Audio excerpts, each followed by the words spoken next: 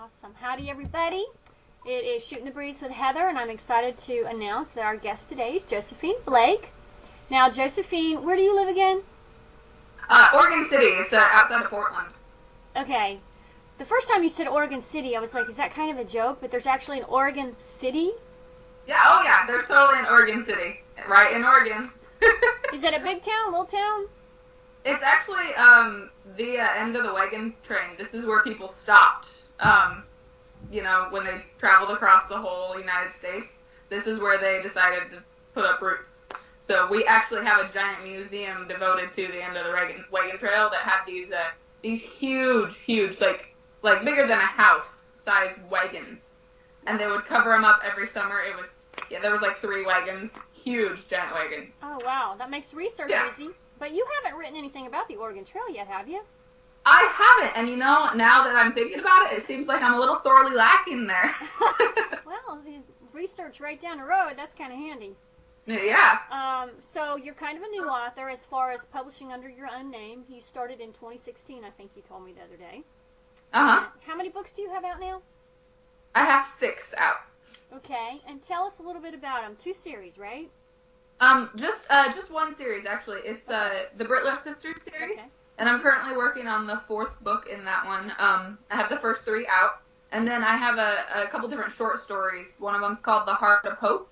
And it's a short story that goes with the first book in the Brittler Sisters series. So it's kind of a companion novella. Okay. And then I have one called Wish Upon a Snowflake. That's a Christmas novella. It's about a young girl who decides she's going to bring her father home for Christmas no matter what. And she goes through a lot of dangerous, scary things and not well thought out plans trying to bring her dad home. So that's a little interesting. She goes through a lot, and the guy that's taken along with her just has to have patience with her. Now everything you've written is historical fiction, right? Yeah. Everything I've written is actually set in, I'm going to say Wish Upon a Snowflake. I think that one was a little later. That one might have been, 1890s. Anyway, I'm around the Victorian era most of the time, so... late 1800s is usually what I favor. Okay, so the Brittler sisters, you started with Diana? Yeah, I started with Diana. Okay, and you just released Charlotte? Yeah, Charlotte's sister number 3. Well, not in order, but she's the 3rd sister. The first one was Little Rose? So the first one was Diana. And okay. the second one, I kind of branched off. When I finished Diana, I wasn't ready to finish Diana. I finished it and was like, yeah, that's a story. And I was like, well, there's more to it. So I continued it, and I made the second book about her daughter and her new husband and their life and some difficult trials they go through as they kind of try to wash away the past-ish. So first one's about Diana, second one's about her and her daughter and her husband, and the third one is about Charlotte. Completely new storyline there, Okay. Tell us about Charlotte. That's the new one that just released, a couple weeks ago? Yeah, March something. Yeah, just a couple weeks ago. Charlotte is set in 1886 Manhattan, and the story really centers around the city life. She comes from a wealthy family. Her mother, it really defines Victorian America. Her mother gets a lot of influence, takes a lot of it from what's going on in England because she came from London herself. So that being said, there's a lot of, what's proper and what's not, and I don't know about that. That could be scandalous. You might ruin the whole family. Not as far as you would go with what would you call it, Regency or anything like that. But more concerned in that aspect of what's proper and what's not. Well, they were pretty uptight from the Victorian era. So is the whole novel set in New York City? It is, actually, yeah. And the second one, not the second one, the 4th one that I'm working on, it will be too. Okay, that's an interesting niche, because it seems like everything that's out there now is Western. Is what, Western? Western, yeah. Yeah. A lot, that's where I started. It was what I knew. and I had this story that some of the stories when I was ghostwriting, most of the time my clients would start me off with a storyline. They'd give me like a little plot line. This is my idea. Write a book about it. And so I would. I started having my own ideas and not really wanting to sell them. I wanted them to be my own, and that's where Diana came from. Yeah, because we talked about that the other day. If you are a ghostwriter, it's a project, you complete it, you hand it off, that's it, you're done with it, you never get to see it again, and you can't even claim it. No, but I can look at the reviews. I can go back and be like, well, I needed to learn from that one. Well, that one wasn't too bad, It's I don't have to claim credit for it, so, if it was a lousy one, it's not my fault. Blow that one off. It isn't my fault, but...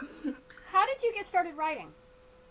So I've been writing since I was young, and when I say young, I mean, I literally remember the first series of stories I wrote was in 2nd grade. So, I think I told you about this, but they were about a magic pencil. So, I've been writing for as long as I can remember, really. That's 2nd grade. How old are you in 2nd grade? 6? 8? 6, 8, somewhere in there, yeah. Somewhere in there. Yeah, so 8 years old, I was writing. I was writing little bits and pieces before that. But my brother always wrote, and my family were big readers. That was a big part of my life. If my mom always had a book on the coffee table, and they read us bedtime stories. My dad had this giant book. I have it now, and the thing is just old as time. It's cracked and peeling, and it's the most amazing book. It's called Uncle Remus Stories. It's actually Disney, I remember that. Yes, love it. Absolutely obsessed with that. My dad used to do all the voices and everything, and I still remember. I want him to read it to me because it's adorable. So I always had reading in my life. My brother even read to me. So in college, did you study English, creative writing, something different? I have a confession. I did not go to college. Well, never went to college. You're one of the rare few successful writers then. That's great. Well, thank you. But yeah, I jumped right out of high school and decided I wanted to go into childcare. And I actually am still in childcare. I'm a nanny. I've been with the same family for going on 5 years now, and they're wonderful girls. I've helped raise these tiny girls since my youngest was 3 months old. And I'm very devoted to childcare. I love it. And me and my husband aren't ready for kids ourselves, so I kind of get my kid fix over here. Well, that's kind of interesting, because I can see some nanny mail-order bride stories in your future. Ooh, that may be fun. You're giving me all sorts of ideas. Glad I could help. What are you looking at doing in 2017? What's on the docket for you?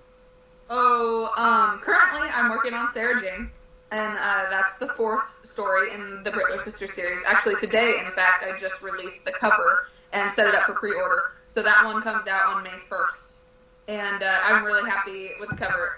I don't know if I'm allowed to say that because I design my own covers. In high school, ironically, I took graphic design classes, and I don't know what happened. I retained a lot of that. It's been a long time. I graduated in 2010, and no, honey, it hadn't been a long time.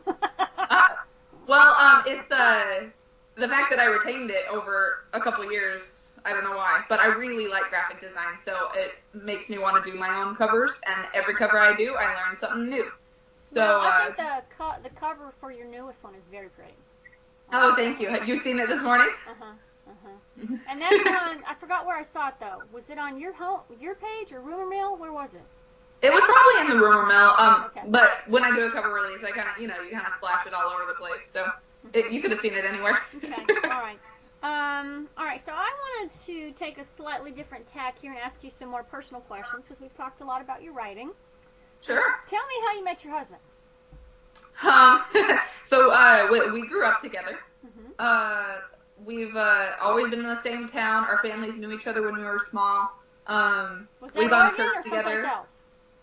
Sorry? Was that Oregon or someplace else? In Oregon City, right here. Yeah. You are a hometown girl. My family's real close. Anyway, we knew each other a long time. I still remember our first date. And it was just, I don't know, it was just one of those things. We were friends for a long time, and when we got older, something clicked. Aw. So, did he do the big proposal thing, or did you guys kind of know the wedding was coming? I think we might have touched on this a little last time. Our first date, he took me to this this place in Lake Oswego. It's kind of a posh, fancy sort of mall with like fountains right on the lake. It's gorgeous. And we went out to dinner, and then or we were walking to go out to dinner. He wouldn't tell me where he was taking me. He just wanted to take me somewhere with pretty views. And we're walking out to dinner, and I was like, "Where are we going?" And he was like, "Oh my gosh, I'm taking you ring shopping," as we walked by this jewelry store. And when I was young, I was really scared of commitment. I was really wanting to be sure that I loved the man I was going to be with for the rest of my life. Yeah, that's kind of important. It was a big thing. My mom always told me. What? I said I'd consider that a prerequisite. Yeah, like that's a requirement.